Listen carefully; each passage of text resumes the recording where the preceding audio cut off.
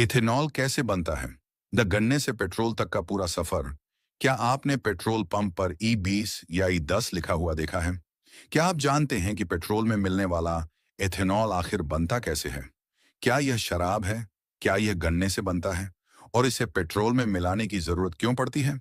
आज इस वीडियो में हम इथेनॉल बनने की पूरी प्रक्रिया आसान भाषा में समझेंगे, खेत से लेकर रिफाइनरी और फिर आपकी गाड़ी की टंकी तक।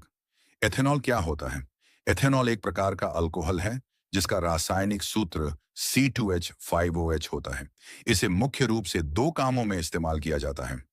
ईंधन फ्यूल इथेनॉल, औद्योगिक और मेडिकल उपयोग। भारत में बनने वाला फ्यूल इथेनॉल पेट्रोल में मिलाया जाता है ताकि पेट्रोल की खपत कम हो और प्रदूषण भी घटे। एथेनॉल किससे बनाया जाता है? भारत में एथेनॉल मुख्य रूप से इन चीजों से बनाया जाता है। गन्ने का रस शीरा, मोलासिस, टूटे हुए चावल मक्का, कॉर्न, अन्य स्टार्च वाली फसलें, इन सभी में शुगर या स्टार्च मौजूद होता है जिससे एथेनॉल तैयार किया जाता है। स्टेप 1, कच्चा माल तैयार करना। यदि गन्ने का उपयोग हो रहा है तो पहले उसे रस निकाला जाता है। यदि चावल या मक्का का उपयोग हो रहा है तो पहले उन्हें पीसकर गर्म पानी और एंजाइम की मदद से स्टार्च को शुगर में बदला जाता है। यानी पहला लक्ष्य होता है ज्यादा से ज्यादा शुगर तैयार करना। Step 2, fermentation. अब इस मीठे घोल में यीस्ट मिलाया जाता है। यीस्ट शुगर को खाकर एथेनॉल और कार्बन डाइऑक्साइड बनाता है। यह प्रक्रिया लगभग 36 से 60 घंटे तक चल सकती है। इसके बाद घोल में लगभग 10 से 15% एथेनॉल बन जाता है। Step 3, distillation.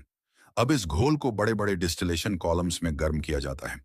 क्योंकि एथेनॉल का उबलने का तापमान लगभग 78 डिग्री सेल्सियस होता है, जबकि पानी 100 डिग्री सेल्सियस पर उबलता है। इसलिए एथेनॉल पहले भाप बनकर ऊपर निकलता है, फिर उसे ठंडा करके दोबारा तरल बनाया जाता है। इस प्रक्रिया से लगभग 95% शुद्ध एथेनॉल प्राप्त होता है। Step 4, dehydration. फ्यूल में उपयोग करने के लिए एथेनॉल को लगभग पूरी तरह पानी से मुक्त किया जाता है। विशेष मशीनों की मदद से पानी निकालकर 99.5% या उससे अधिक शुद्ध एथेनॉल बनाया जाता है। इसे एनहाइड्रोस इथेनॉल कहा जाता है। यही पेट्रोल में मिलाया जाता है। पेट्रोल में एथेनॉल क्यों मिलाया जाता है? इसके कई फायदे हैं। पेट्रोल की बचत होती है, विदेशी तेल पर निर्भरता कम होती है, किसानों को अतिरिक्त आय मिलती है, प्रदूषण कम होता है, कार्बन उत्सर्जन घटता है। इसी कारण भारत में E10 और E20 जैसे ईंधन को बढ़ावा दिया जा रहा है। तो अब आप समझ गए होंगे कि एथेनॉल सीधे फैक्ट्री में नहीं बनता। ये गन्ने, मक्का, चावल या शीरे जैसी फसलों से शुरू होकर फर्मेंटेशन, डिस्टिलेशन और डिहाइड्रेशन जैसी वैज्ञानिक प्रक्रियाओं से गुजरता है। इसके बाद